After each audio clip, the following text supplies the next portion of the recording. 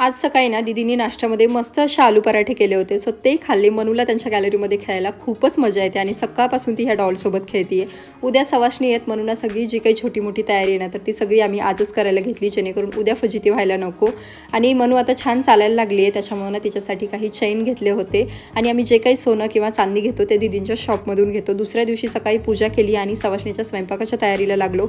खूप सगळा असा स्वयंपाक बनवायचा होता, त्याच्यामुळे बाहेरूनच 2 लेडीज बोलवल्या, जेणेकरून आम्हाला पोळ्यांसाठी हेल्प होईल. त्यांनी पोळ्या केल्या आणि आम्ही बाकीचा सगळा पुरणपोळीचा स्वयंपाक केला. त्यानंतर सगळ्या तयारी करून ना आम्ही माझ्या सासरी जायला निघालो. सगळेजण चाललो होतो. दीदींकडून स्वयंपाक करून घेतला आणि त्यानंतर गावी सवाष्णी घालायच्या होत्या. गावी जाऊन पोहोचलो, तिथे मस्त नैवेद्य भरले. त्यानंतर सगळ्या लेडीज आम्ही मिळून ना शेतात जायला निघालो. शेतात छान अशी सातखनीची पूजा झाली. मनूचं नाव ठेवायचं आत्तापर्यंत राहिले, म्हणजे 1 वर्ष झालं तरीसुद्धा मनूचं नाव ठेवलेलं नाही आहे, कारण ह्या सवाष्णी आम्हाला घालायच्या होत्या आणि त्याच्यानंतर नाव ठेवायचं होतं. त्यानंतर गावात आलो आणि गावातल्या सुद्धा देवांची पूजा केली. बाय.